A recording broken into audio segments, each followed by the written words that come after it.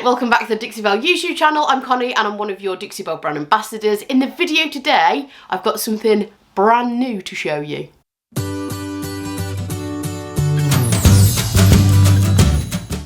Yep, brand new. So I am going to be showing you one of the brand new shades of Voodoo Gel Stain. Now I love this product, I've used it a lot.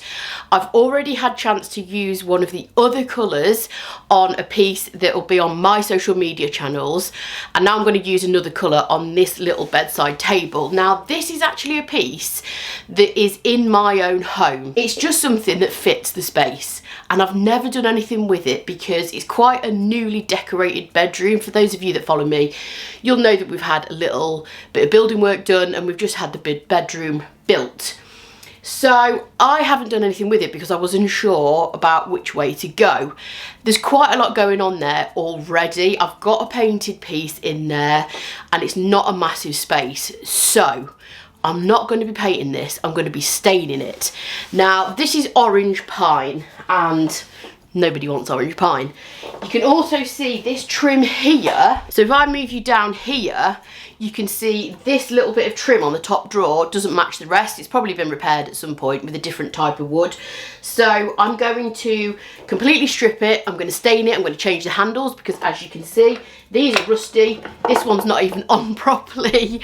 So I'm just going to freshen it up, give it a little bit more depth to the colour, get rid of the orange, and hopefully get this little bit of trim to kind of blend in a bit better than what it does. So when you are staining wood, the first thing you need to do is figure out what is on your piece of furniture.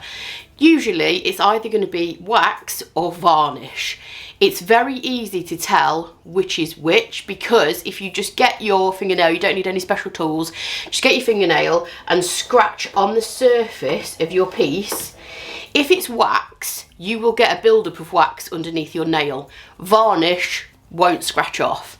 If you've got a varnish piece, you can just sand it off or use a chemical stripper. Wax pieces, which is what this piece is, going to need to be stripped in a slightly different way, so I'm going to do that now. First, I'm going to take the mismatch and rusty handles off, and then I'm going to strip the wax. Sometimes I'll go in with my carbide scraper, which is a very sharp scraper I use to remove finishes.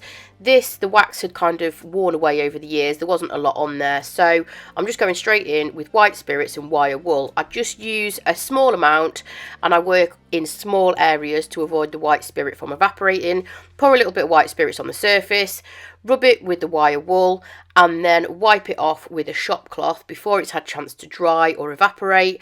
And basically the residue that's on your rag or shop cloth is your wax, and that's it. That's how you remove wax off a piece. It's very simple. And then I always clean straight away afterwards because sometimes white spirits can have leave an oily kind of substance on the surface. So to cut through that, you need a degreasing cleaner, and this is Dixie Belle's White Lightning. I gave it a very quick sand with my electric sander, and you might be fooled into thinking that that colour is very pretty, which it is. However, when you apply your top coat over the top of that without a stain, it's going to turn orange again. As you can see here, I'm spraying a little bit of water on the surface, and that's a really good way to test what colour your piece will go when you add a water-based top coat without a stain. So I know that this piece is going to go orange again because pine usually does, unless you put a stain on it to eliminate those orange tones. So that's exactly what I'm doing here. This colour is called Charred Hickory. The little spritz of water I put on first is going to help the stain take nice and even.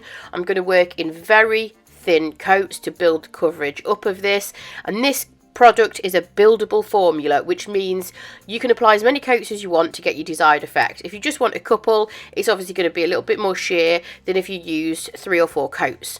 I used 2 in total. The first one went on very thinly, and then the second one, once that one's completely dry, as you can see, it's just building up that colour to give it a slightly more ashy tone.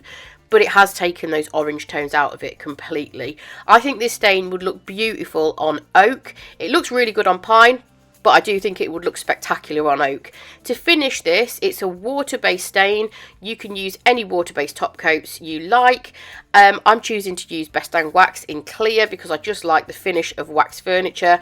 I apply my waxes using the blue applicator sponge, which is also from Dixie Belle, just because I find it super easy. It gives a really nice thin, even application of wax, and once you have waxed your piece, never ever forget to buff the wax out.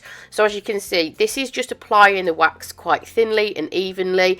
Once it's sat for half an hour, you want to get a nice lint-free rag and buff that wax till you get a nice sheen and it's no longer sticky or tacky. I added some handles which I found in my stash. They're not my favourite, but they kind of work because I do have a yellow piece in the bedroom. So I just want to show you a couple of close-ups of the wood grain and how much it's altered that orangey pine piece.